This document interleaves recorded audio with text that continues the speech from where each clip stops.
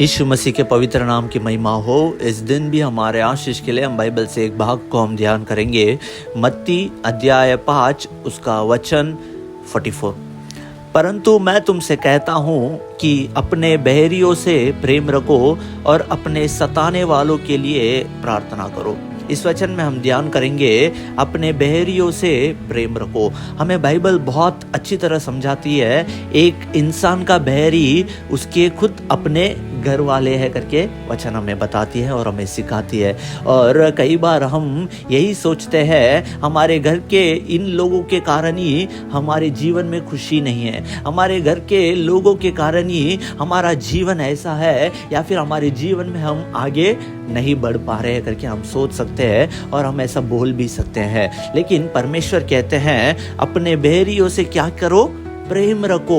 लेकिन कई बार अपने घर के लोगों के ऊपर हमारा प्रेम बहुत कम होता है और घर के बाहर वालों के ऊपर हमारा प्रेम बहुत ज़्यादा बढ़ता ही रहता है। उस जगह में बहुत हमें ध्यान से रहना होगा, क्योंकि हमारे घर के लोगों के ऊपर हमारा प्रेम कभी कम नहीं होना चाहिए। बाइबल में दाऊद नाम का एक व्यक्ति है। वो दाऊद गोलियत नाम का एक बड़ा स्ट्रांग आदमी को बहुत आसानी से मार कर गिरा देता है, लेकिन शाऊल राजा नाम का एक व्यक्ति को वो मारता ही नहीं है, बल्कि शाऊल राजा कई बार दाऊद को मारने के लिए उसके पीछे ही पड़ा रहता है, लेकिन दाऊद शाऊल राजा को बिल्कुल नहीं मारते हैं। इतना आसानी से एक बड़ा गोलियत को मारने वाला दाऊद के लिए शाऊल क्या चीज है। अगर हम देखेंगे जो गोलियत है वो इज़राइल लोगों में से नहीं है, और जो गोलियत है वो दूसरे लोगों में से है, और वो जो गोलियत ने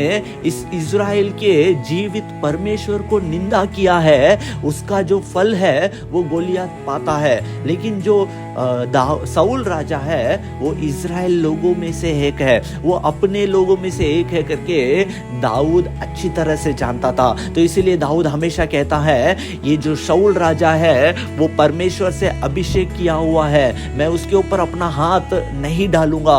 उसी तरह हमारा जो परिवार है उस परिवार को हमने चुना नहीं है, उस परिवार को हमने सेलेक्ट नहीं किया है, तो हमारा प्रेम हमारे परिवार के लोगों के ऊपर कम नहीं होना चाहिए, क्योंकि हमारे परिवार को बनाने वाला खुदा परमेश्वर यीशु मसीह है। हर दिन परमेश्वर के सम्मुख में आके परमेश्वर हमारे परिवार के लोगों के ऊपर प्रेम रखने के लिए मुझे हृदय दीजिए, मुझे मदद कीजिए, सहायता कीजिए करके हम प्रार्थना करेंगे, तो परमेश्वर हमारी सारी जो अड़चन है प्रेम को लेकर वो सारे चीज़ों को दूर करेगा और हमारे परिवार के ऊपर एक प्रेम को हमेशा बनाए रखने के लिए मदद और सहायता करेगा। अपने परिवार के ऊपर सदा प्रेम रखिए, जरूर परमेश्वर आपको एक अच्छा रास्ता खोलकर आपके जीवन को आशीष करेगा। यदि यह आपका आशीष का कारण है तो इसे जरूर दूसरों के साथ भी आप बांटें।